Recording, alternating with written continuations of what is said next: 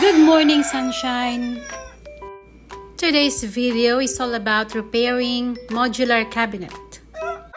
Tara na, samahan niyo ako.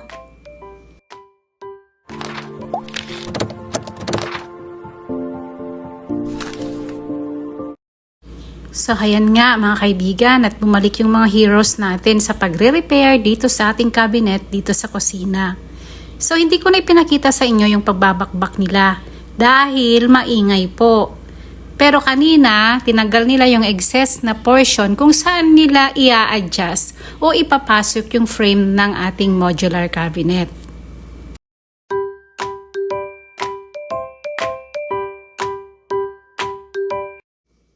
So, ayan po, at chine-check na nila kung okay ba o pantay-pantay ba yung pagkakatanggal ng mga excess na portion na kung saan nila ilalagay yung ating frame.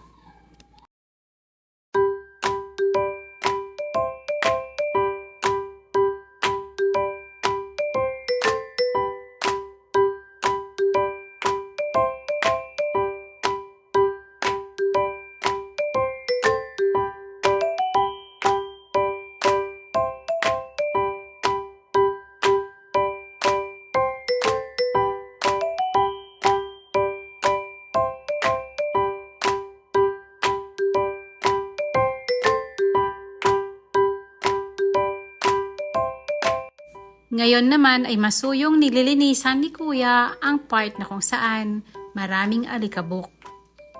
And mind you guys, ang kanilang location ay matatagpuan sa Santa Lucia, Ilocos Sur na pagmamay-ari ni Boss Danny Rivera.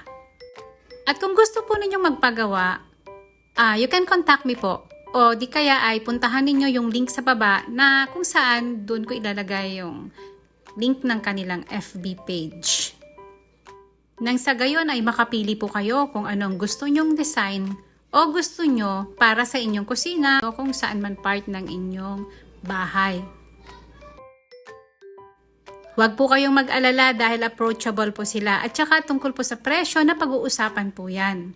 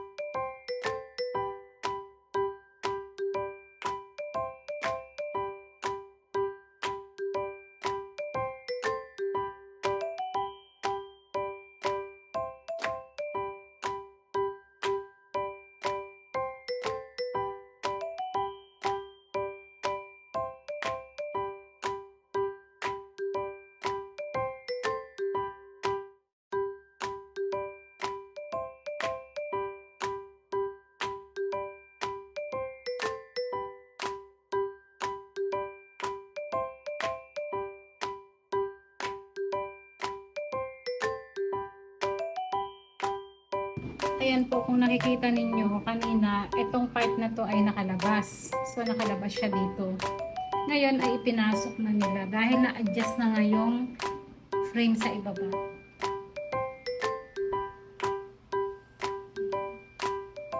So, lilinisin na lang nila mamaya pag natapos na para matanggal naman itong mga stains ng ating cabinet. Kasi kapag hindi ito na-repair o na-adjust, ang mangyayari kasi yung mag-accumulate yung water dito sa part na to kung nasa labas siya. Pero kapag ganyan, mas safe yung tubig. At hindi masisira yung cabinet natin. Mamaya na dito yung update. So, heto po ang finished product ng kanilang ginawa.